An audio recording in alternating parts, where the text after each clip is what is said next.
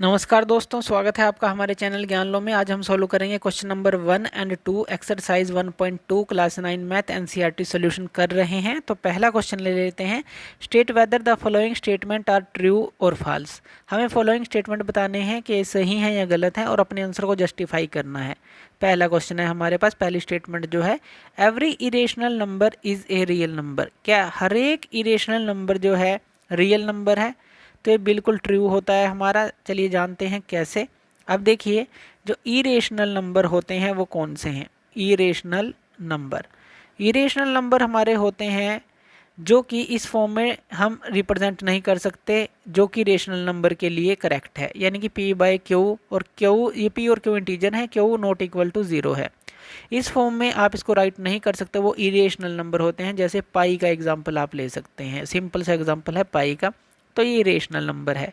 इसी तरह से रियल नंबर की बात करें, रियल नंबर में ये दोनों ही होते हैं, रेशनल नंबर भी होते हैं और इरेशनल नंबर भी होते हैं। यानी कि हर एक इरेशनल नंबर को आप रियल नंबर कह सकते हैं, लेकिन हर एक रियल नंबर को रेशनल नंबर नहीं कह सकते, क्योंकि उसके अंदर रेशनल नंबर भी हो सकते हैं। तो ये ट्रू है हमारा। Second, every point on the number line is of the form under root m where m is a natural number. ये कहता है कि हम एक नंबर लाइन ले लें, एक नंबर लाइन को बना लें इस तरह से, और इसके ऊपर जो भी हमारी फॉर्म होगी वो अंडर रूट एम की फॉर्म होगी, अंडर रूट एम की हर एक जगह अगर हम बात करें, इस तरफ भी इस तरफ भी। और m क्या है हमारे यहाँ? नेचुरल नंबर होगा। तो क्या ये सही है? तो ये बिल्कुल फॉल्स है। इसको हम दो तरीके से समझ सकते हैं। एक तो देखिए, अगर हम यहाँ पर स्क्वायर रूट लेते हैं 9 का, मान लीजिए स्क्वायर रूट 9 का लेते हैं, 3 आ जाता है, तो ठीक है, ये नेचुरल नंबर है जैसे कि इसमें बोला गया है। लेकिन अगर आप अंडर रूट 2 लेते हैं तो इसका क्या आता है? 1.414, जो कि नेचुरल नंबर नहीं है। पहला तो यही क्लियर हो गया। अगर पॉजिटिव की बात करें, यानी कि इस डायरेक्शन में बात करें, 0 से राइट साइड में, अगर हम नेगेटिव का जो स्क्वायर रूट लेते हैं वो तो कभी भी हमारा एग्जैक्ट जो है हमें नेचुरल नंबर नहीं मिलता, कॉम्प्लेक्स नंबर मिलता है।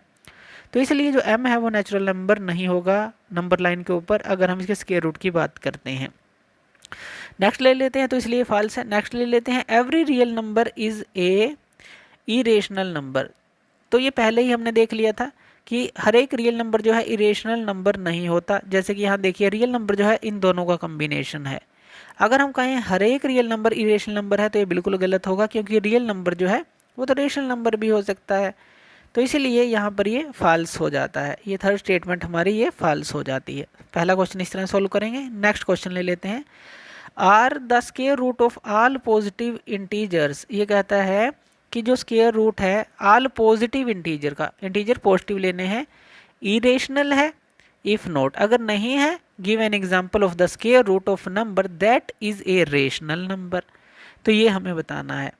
तो इसके अंदर देखिए, अगर हम इसका आंसर देखें तो ये 9 होगा, क्योंकि जो स्क्वायर रूट होता है सभी पॉजिटिव इंटीजर का वो इरेशनल नहीं होता, सभी का इरेशनल नहीं होता।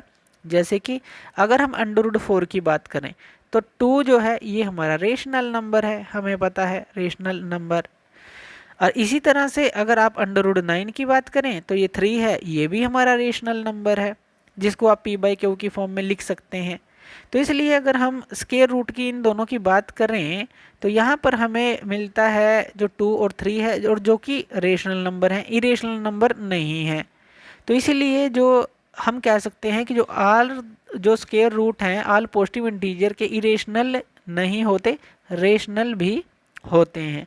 तो आप इसको नो या फिर कहेंगे कि ऐसा नहीं होता, क्योंकि कुछ नंबर हैं जो हमारे पास रेशनल भी होते हैं। तो इस तरह से आप इन दोनों क्वेश्चन को सोल्व कर सकते हैं। तो थैंक यू वीडियो देखने के लिए, और इसी तरह की वीडियोज़ के लिए आप हमारे चैनल ज्ञान लो पे हमें सब्सक्राइब कर सकते हैं। धन्यवाद।